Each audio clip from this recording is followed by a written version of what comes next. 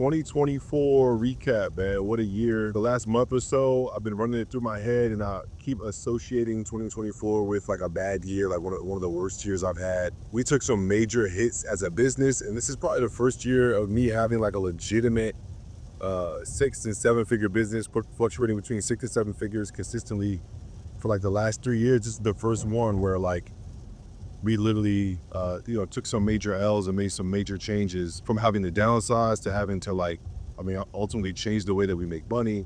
I think we actually made more money than we ever made this year, revenue-wise, but like lost more money as well. So all my fellow entrepreneurs, you know how it feels when you're running a business. You tie everything in your life with the business. So if the business not going good, your life not going good, like in your head. So I'm trying to be really intentional about creating that separation and not chalk up 2024 as a bad year. And honestly, the other reason why I don't want to call it a bad year is because of the lessons that came from this year. So I'm just gonna run down from top to bottom some of the things I was able to do. Starting the year off in January, I joined a mastermind group. It literally cost me $30,000. And I joined this group with the intention of connecting with other entrepreneurs doing $50,000 a month as my company is, with the intent of growing, right? Getting around better people. So I joined in January and I kicked it off with a really cool event in Miami that really opened my mind to the possibilities of business and of entrepreneurship. And it was just a good, healthy reminder of why I do what I do and what some of my goals are. Also in January, it was my 34th birthday. And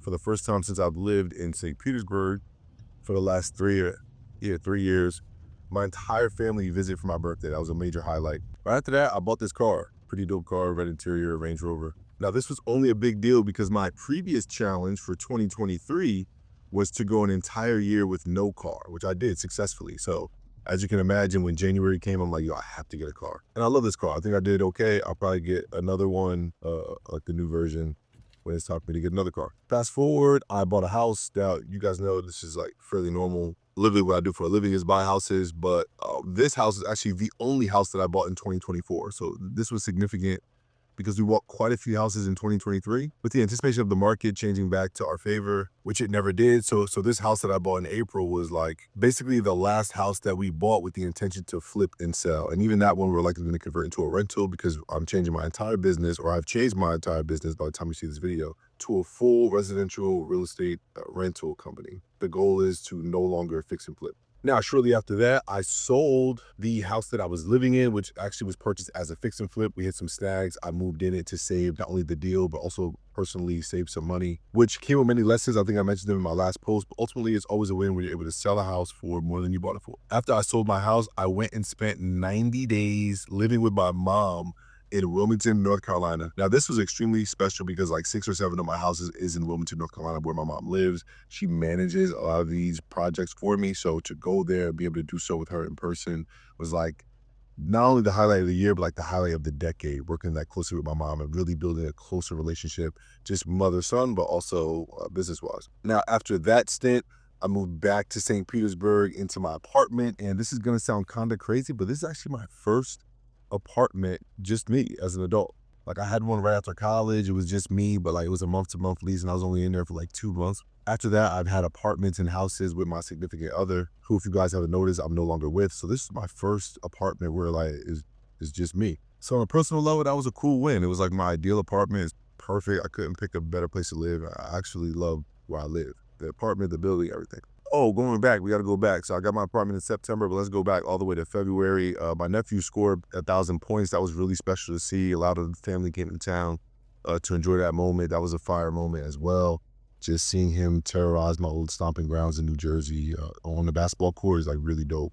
And just seeing him live out his dream. Scored 1,000 points as a junior in high school, which is a really proud moment for me. Okay, bringing it back up, kind of along the same topic, he and I just got matching tattoos for his 18th birthday. As he kicked off his senior year, his senior season in basketball, we both got the number 24 tatted on us. This was my high school number. It's not his high school number. It was my college number too. And then Kobe also, so really dope moment. We locked in for life. Damn, I'm skipping around now, but that also reminds me, in November, I went to Puerto Rico, which, like I told you, was a rough year for business. So typically, like last year, I took like 4 trips. I tried to do a quarterly trip just to clear my mind and like really be an optimal performance in business. This year, I only took 1 trip, and it was to Puerto Rico. And I had a really good time. I got to see somewhere new. I surprisingly never been in Puerto Rico, so that was definitely a highlight of the year. And I'll for sure be going back. Really easy trip to take, especially from St. Petersburg where I live. And that's it. That's my 2024 recap. Some of my key takeaways were to prioritize myself. This goes for in business and in personal. Every single time that I did not prioritize myself and I tried to put others first, even though it was potentially detrimental to me, I lost every single time. But ironically, every time I put myself first, it ultimately helped those around me even more, and I was in a better position to help. I was reciprocating a better energy that would be ultimately more uplifting to, again, those around me, those in my business. 2023, my resolution going into 2024 was to do less people pleasing, and I absolutely did a terrible job of implementing that in 2024. I feel like I did more people pleasing than ever before. It's almost like I doubled down on people pleasing, and it absolutely hurt my business. It absolutely hurt me in my personal life. My absolute biggest takeaway of the year was to treat myself the way I deserve to be treated, the way I want others to treat me. You have to treat yourself like that first. That's my biggest takeaway. And to be quite honest, towards the end of this year or like middle of this year, in the second half of 2024 is really when I started to actually implement it. And it's been a much better second half of the year than it was the first half. And my last takeaway is radical optimism. I'll be completely honest, at one point in the year, I hit a rock bottom where literally nothing could get worse. Nothing could get worse financially. Nothing could get worse in my relationships. Just like nothing could get worse or felt like that. And because of that, I sort of lost the care for wanting everything to be perfect or wanting everything to go well. And I completely submit to the universe or God or, whatever it is you believe in. And literally, it sounds cliche, but there was nowhere else to go, nowhere else to look but up, right? It only could get better. So it put me in a place of involuntary optimism. I had no choice but to be optimistic. And I found that during that phase, a lot of great things began happening